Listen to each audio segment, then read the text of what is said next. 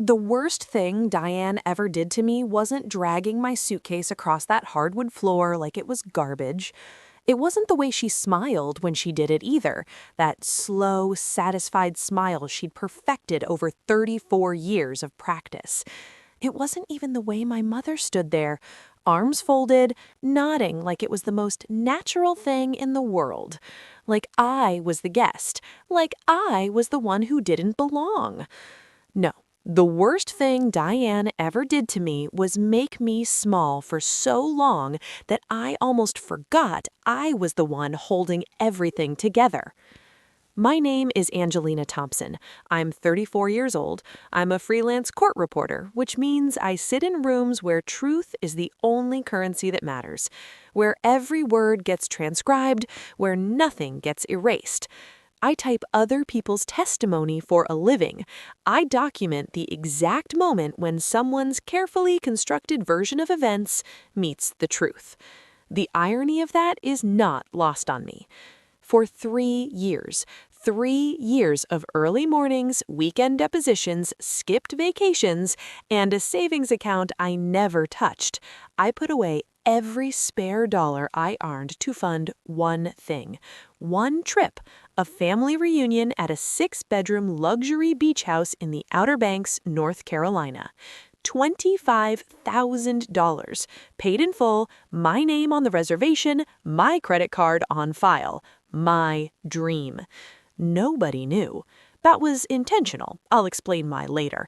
But what I want you to understand right now before we go anywhere is that when I walked into that house and watched my sister grab the master sweep key, when I felt my bag scrape against the floor as she dragged it toward the smallest room in the back of the house, I didn't panic. I smiled. Not because I was okay with it, but because I had been planning for that exact moment for longer than she could have imagined, and I was ready. Before we go any further, if you're already feeling this, if something about those first 60 seconds already feels familiar, please take a moment to like this video and subscribe to Revenge Room. Drop your city in the comments. I want to know where in the world you're watching from. Now, let me take you back to where it all started. Further back to when I still believed that being loved by your family was the same thing as being safe. There's a photograph I kept on my nightstand for most of my childhood. I don't have it anymore, but I can still see it perfectly when I close my eyes.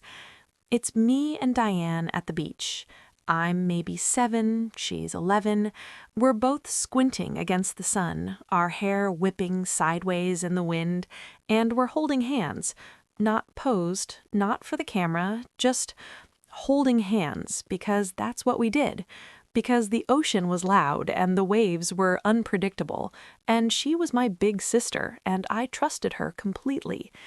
My father took that photograph. His name was Robert Thompson. He was a quiet man, methodical, deliberate, not someone who wasted words or gestures. He kept a small leather notebook in his breast pocket every day of his life, recording every transaction, every expense, every financial decision he'd ever made with the same careful penmanship. He called it his ledger of truth. He said money was just numbers, but intention was everything. He said if you couldn't account for where your money went, you couldn't account for where your life went. When he died, I was 19, Diane was 23, he left me that notebook. Not Diane, not my mother, me. I don't think anyone in the family ever really forgave me for that. But before all of that, before the cracks showed themselves, we were close, genuinely close. Diane and I shared a room until she went to college. We stayed up late whispering about boys, about our parents' arguments, about what our lives were going to look like. She used to sneak into my bed during thunderstorms. She'd say it was to comfort me, but I knew it was both of us. I knew she was just as scared. We just never talked about that part. When she got into a car accident her sophomore year of college, nothing serious, a fender bender, but she'd been shaken up badly, she called me first. Not my mother, not Greg, who she'd been dating for 2 years by then. Me. I remember sitting in my dorm room at 2 in the morning, talking her through deep breaths, my roommate asleep 3 feet away. I stayed on the phone until she laughed. That was how I knew she was okay, when she laughed. She had this specific laugh for moments of relief.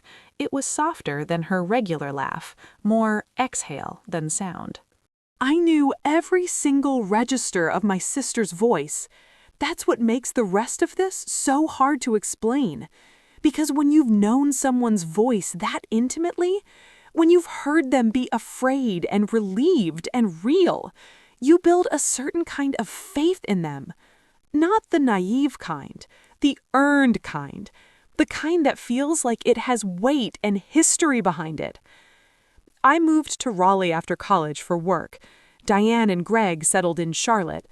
We weren't in the same city anymore, but we talked every Sunday. Long calls, rambling and wandering the way good calls do. She told me about Greg's promotions, about their first house purchase, about the neighborhood they'd chosen and why. I told her about my clients, my cases, the strange, intimate theater of sitting in deposition rooms while people confessed things under oath. She always said the same thing when I described my work. "Angie, you're too smart for that job." I used to take it as a compliment. There was one moment about 2 years before any of this happened that I want to tell you about, because it is the moment I return to most often when I try to understand why everything that followed hurt so much. It was Thanksgiving. We were all gathered at my mother's house in Greensboro. Me, Diane, Greg, Mom, and my cousin Priya, who'd flown in from Atlanta. It had been a good day, mostly. The food was good, the wine was flowing, and somewhere around dessert, my mother mentioned that the pipes in her upstairs bathroom had been leaking for months and she couldn't afford to fix them. Before anyone could respond, I quietly said that I'd already scheduled a plumber for the following week, that I'd pay for it. Diane looked at me, and for just a second, half a second really, I saw something move across her face. Not gratitude on my mother's behalf, not warmth, something else, something calculating. But it passed so quickly I told myself I'd imagined it. My mother reached across the table and squeezed my hand. Diane poured herself more wine and changed the subject. I noted it in my ledger, the gesture, the expression, the pivot. My father's habit had become mine, not just for money, but for moments. Because moments, like finances, tell you the truth about where things are actually going. I just wasn't ready to read it yet. Looking back now, I can see the pattern clearly. At the time, it felt like weather, unpredictable, ambient, something you adjusted to without really asking why. The first shift was subtle enough that I almost missed it entirely. It started with the family group chat. My mother created it about 3 years ago, one of those sprawling, chaotic text threads that includes everyone from immediate family to second cousins who barely know each other's birthdays. I was added, of course, but somewhere along the way, and I genuinely could not tell you exactly when this happened, Diane became the unofficial administrator of the group's narrative. She was the one who posted updates. She was the one who organized logistics for holidays. She was the one whose name appeared most often, most confidently, in the center of every family conversation. And because I was quiet, because I'd always been the quieter sister, the one who observed before she spoke, I was easy to overlook. Or perhaps more accurately, I was easy to erase. The first time it happened in a way I couldn't dismiss, we were planning our aunt's surprise birthday party. I had done most of the actual work, found the venue, negotiated the price, drafted the invitation, coordinated the catering. I'd sent Diane all the details to share in the group chat because she had everyone's numbers and I didn't want to seem like I was overstepping. The message she sent read, "Okay, everyone, so I've been working on something special for Aunt Carol. Here are the details." I stared at my phone for a long time. Then I took a screenshot, saved it, and said nothing. I told myself it was an oversight, a careless choice of words. I told myself Diane was thoughtless, not malicious, and that there's an enormous difference between the two. I had made my peace with thoughtlessness years ago. Thoughtlessness was manageable. Thoughtlessness didn't require a response. But then it kept happening. There was the Christmas gift exchange where I ordered and shipped gifts for both of us to our relatives because Diane had been so busy and asked me to cover her. And then at Christmas dinner, she casually mentioned our gifts as if she'd selected them personally, describing the reasoning behind choices I had made alone. There was the conversation with our cousin Marcus, where Diane told him she'd been the one to support our mother financially through a rough patch last winter. I had been the one to deposit money into my mother's account for 3 consecutive months. Diane had sent a single Venmo payment of $80. There was a phone call with my mother, and this one I remember with crystalline precision, where I overheard Mom say to someone on another line, "Diane really holds this family together, you know? Angelina means well, but she's never really had Diane's instincts." I was sitting in the kitchen. My mother didn't know I'd walked back inside. I stood there for 11 seconds. I counted them. Then I went to my car, sat in the driveway, and opened my father's leather notebook. I wrote the date. I wrote what I'd heard, and then I wrote a single question. How long has this been going on? The answer, when I finally let myself look at it honestly, was longer than I'd been willing to see. The trip was already forming in my mind by then, not as revenge, not yet, as something closer to a test. I wanted to know with certainty what I was dealing with. I wanted to see what would happen when something large and undeniable was at stake, when the luxury was real, when the stakes were visible. I needed to see my family clearly, without the soft filters of holidays and nostalgia and the story I'd been telling myself about who we were to each other. So I started planning. I researched vacation rental properties for months. I found the house in the Outer Banks, 6 bedrooms, rooftop deck, private pool, a master suite with floor-to-ceiling windows facing the Atlantic. I priced it out. I budgeted. I adjusted my client load, took on weekend depositions, declined every discretionary expense for 18 months. I put the trip entirely on my credit card and paid the balance each month so there was no debt and no trace.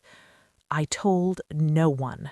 I let the idea grow quietly in Diane's direction. I mentioned offhandedly once in the group chat that I'd been looking into doing something nice for the family. That's all I said. Within 48 hours, Diane had taken the thread over, asking for everyone's availability, saying she was going to look into some options. She never asked me what I had in mind. She simply assumed she would be the one to shape whatever came next. I watched and waited. 3 weeks before the trip date I'd already secured, I brought the reservation into the group chat as if I were sharing something Diane had been working on collectively. I described the property. The response was effusive. My mother wrote, "Diane, you really outdid yourself this time." Diane wrote back, "We just deserve something nice. I'll handle the details." I read that message, closed my phone, and sat with a very quiet feeling. Not anger, something older and more clarifying than anger. Certainty. I had my answer. Now I had a choice. We arrived at the property on a Saturday afternoon in June. 7 of us total. Me, Diane and Greg, my mother, Priya, and 2 other cousins. The drive down was fine. Pleasant, even. Windows down, music up, the particular ease that comes from the first hours of a vacation before anything has had time to go wrong. The property was more beautiful in person than it had been in the photographs. I want you to understand what it felt like to see it. 3 years of discipline, of sacrifice, of carefully and silently building toward something. And here it was. Real, tangible, the Atlantic glittering behind it, the wooden deck gleaming, the scent of salt and cedar and possibility. I stood on the front walkway and breathed it in, and felt something I can only describe as the specific pride of having made something happen through nothing but your own sustained effort. No one knew that feeling belonged to me. We walked inside together. The entry was stunning. Vaulted ceilings, wide plank floors, light pouring through every window. And there, just inside the door, hung a small wooden board with 6 key cards arranged neatly in slots, each one labeled with a room name. The master suite key card was labeled Ocean View Primary. Before anyone else had finished stepping through the door, Diane walked directly to that board, plucked the Ocean View Primary card from its slot, held it up between 2 fingers like a trophy, and turned to Greg. "This one's ours," she said. Not a question, not a suggestion, a declaration. I was standing 3 feet away with my rolling suitcase. Then she turned to me, and this is the moment I return to in the middle of the night sometimes, the moment that plays in slow motion. She looked at my suitcase, tilted her head slightly, and said, "You won't need all that space in the back room, Angie. You're barely ever here anyway." And then she reached over, grabbed the handle of my suitcase, and dragged it toward the hallway that led to the smallest bedroom in the house. The sound of those wheels on the hardwood is something I will never forget for as long as I live. My mother, who had been watching all of this from 2 feet away, adjusted the strap of her purse and said, "That room has a lovely view of the garden, Angelina. You'll like it." I looked at my cousin Priya. Her eyes were wide. She opened her mouth slightly, then closed it. I looked at Greg. He was already scrolling his phone. And I looked at Diane, who had already moved on, who was already walking toward the stairs to the master suite with her own luggage, who was already talking to Greg about the walk-in closet like none of it had happened. I stood in the entryway of a house I had paid $25,000 for, and I smiled. Not because I was okay, not because the moment didn't hurt, because it did. Whatever clarity I'd built, whatever plan I had in place, the raw human pain of standing there and watching my family perform my invisibility so effortlessly, that landed. That settled into my chest like something heavy and cold. But underneath it was something steady. Because 20 minutes earlier, while everyone else had been unloading the cars and exclaiming about the view, I had walked directly to the property manager, a young woman named Cecilia, who had arrived to hand over the keys and do a walkthrough orientation, and I had introduced myself quietly, shown her my booking confirmation, and said, "I'll need to keep 1 key card separate for myself, and I want to confirm that the access codes for each individual room door can be adjusted remotely. Can you walk me through that?" She looked at me with the mild professionalism of someone who had seen many types of vacation drama and asked no further questions. "Of course," she said. "The whole property runs on a smart lock system. Everything's managed through this app." She handed me a card with the login credentials. "You're the reservation holder, so you have full administrative access." I thanked her. I downloaded the app. I walked back to the cars just as Diane was pulling her luggage from the trunk.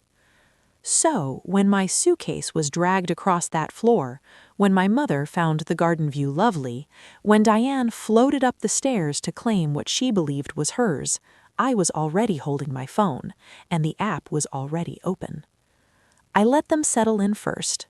I unpacked my things in the small back bedroom, slowly, calmly, hanging each item with the deliberate pace of someone who has no reason to rush. I made a cup of tea in the kitchen. I sat in a chair on the main floor deck and watched the Atlantic for 20 minutes.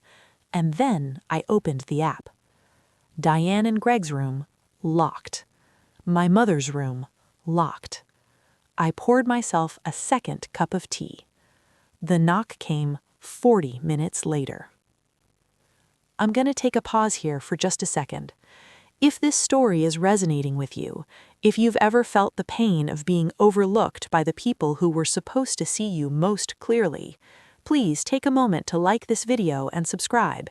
It lets me know that sharing these hard, true stories is worth it. Now let's keep going.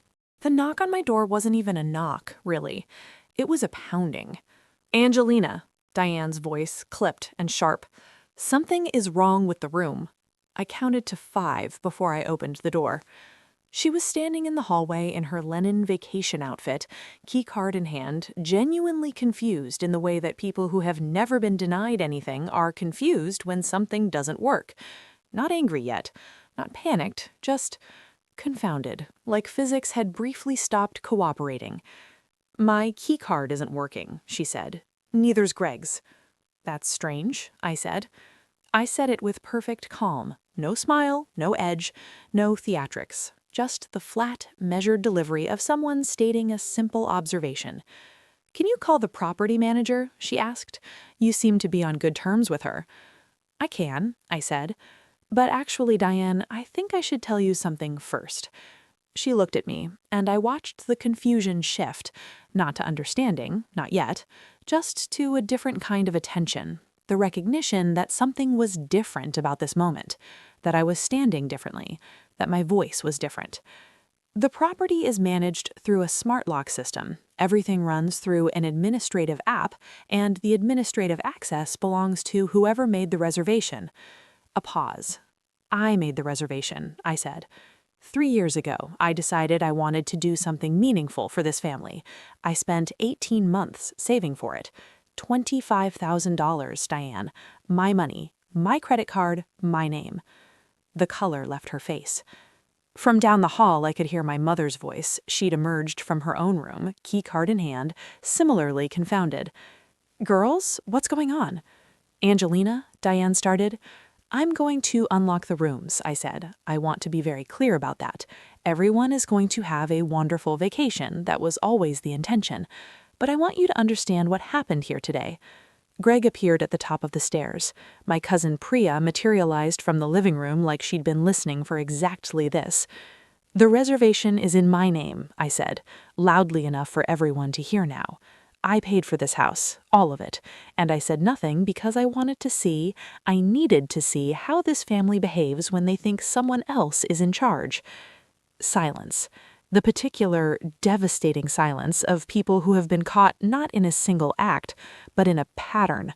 It was Priya who moved first. She crossed the hallway, went to her bag, and came back holding her phone.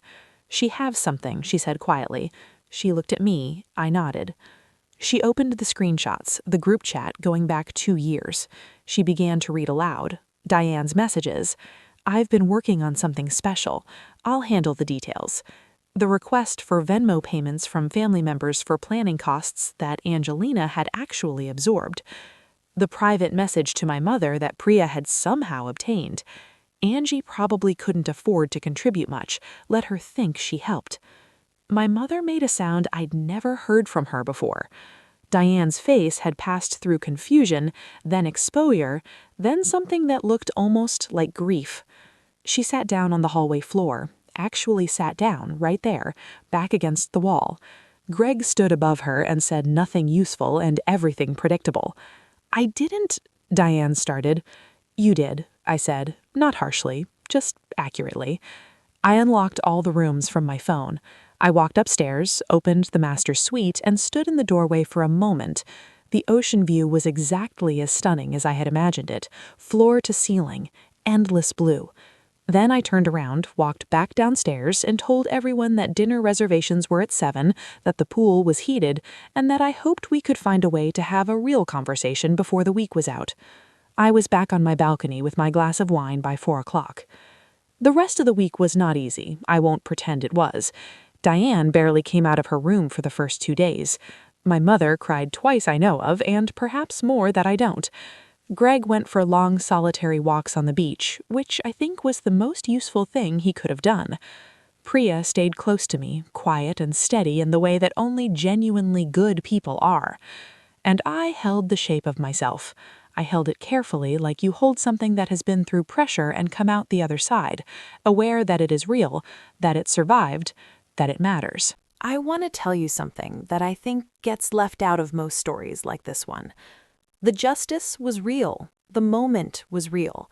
The shock on my sister's face, my mother's tears, the reading of those text messages in that sunlit hallway, all of it was real, and all of it mattered, and I am not going to minimize that. I had earned that moment. It belonged to me. But justice, I have learned, is not the same thing as healing. Justice is external. Healing is interior. And the healing took much longer than the justice did. It was quieter, less cinematic, and far more important. I want to tell you about the first step I took, because I think it's the one people overlook most often. 2 weeks after I returned from the Outer Banks, I made an appointment with a therapist. Her name was Dr. Carol Vance, and she was a behavioral therapist in Raleigh who specialized in family dynamics. She came with a referral from a colleague and a waiting list, and I'd been putting off calling her for almost a year for reasons I wasn't fully honest with myself about. In our first session, she asked me to describe my family. I talked for 40 minutes. She took notes. And when I finally stopped, she looked at me and said, "Angelina, when you describe your sister, you always begin with her accomplishments and end with her behavior. When you describe yourself, you always begin with your behavior and end with your limitations. Do you notice that?" I didn't say anything for a long moment. "Yes," I finally said. "I notice that now." That was the beginning. The thing about growing up in a family where your worth is measured against someone else's visibility is that you internalize the measurement. You adopt the family's framework as your own without realizing it. I had spent years not just being overlooked, I had been helping facilitate my own invisibility. I kept secrets, I stayed quiet. I did things and attributed them to others or said nothing at all because some part of me had learned that claiming credit was immodest, that taking up space was dangerous, that the safe position was behind the scenes. My father had seen me, but my father was gone, and without his eyes, I had let the family's eyes replace his. Dr. Vance and I worked through this over 6 months of weekly sessions. Not quick, not clean, but thorough in the way that real work is thorough, the kind that leaves you changed in your foundations, not just your surface. I also returned to my father's notebook. I'd been using it for years as a financial ledger, an emotional ledger, a record of moments and transactions, but I'd never read it from the beginning. I'd never sat down with the first pages, the early years, the entries my father had made long before I was old enough to understand. One evening in September, I made tea, sat at my kitchen table, and read the whole thing from the first page. He'd recorded everything, small dinners, birthday gifts, the cost of my sister's school supplies one year when they'd been short on money. He'd also written, in his careful handwriting, small observations, not about money, about people, about moments. And scattered through those entries across years of pages were notes about me. Angie helped without being asked again today. She does this often. I want to make sure she knows that the world sees it, even when the room doesn't. Angie got a perfect score on her English exam. She mentioned it once, quietly, and then moved on. I think she's learned not to take up too much space. I worry about this. Told Angie today that she was one of the most capable people I've ever known. She didn't believe me. That's the thing I want her to fix most before I'm gone. I sat at that kitchen table for a long time. I did not contact Diane for 5 months after the trip, not as punishment. I want to be precise about this because the distinction matters. I needed distance to know the difference between who I was and who our dynamic had shaped me into. You cannot understand the size of someone's influence until you've spent time outside of it. When we did eventually speak, a phone call, her initiative, hesitant in a way I'd never heard Diane be, it was not a dramatic reconciliation. She apologized, not perfectly, not comprehensively, but genuinely in the specific, effortful way that people apologize when they've had time to actually look at themselves. She said she hadn't realized how long the pattern had been in place. She said she thought she was just being helpful. She said the text about me not being able to afford to contribute, that one she couldn't justify. She just sat in it. I told her I appreciated her saying so. I told her I wasn't ready to return to what we'd had, but that I was open to building something that was actually real if she was willing to do the work. She said yes. I wrote the date in my notebook. We're not where we were. I'm not sure we should be, but we are somewhere new, cautious and honest in a way we never were before, and I'll take honest over comfortable every single time. My mother and I had a longer road. The conversation we eventually had, 3 months after the trip, over a long lunch in Greensboro, was one of the hardest I've ever had in my life. I told her what I'd overheard that Thanksgiving. I told her what it had done to me. I watched her cry in a way that wasn't performative, in the way that people cry when they're confronted with something true about themselves that they cannot deny. She said, "I didn't know I was doing it." I said, "I believe you, and it still happened." She is trying now. That matters. It doesn't erase the years, but it matters. The healing ultimately came from a series of small, deliberate acts of self-reclamation. I started signing my name to things. I started saying I did that out loud when I had done something. I started taking up space in conversations, in rooms, in the stories I told about my own life.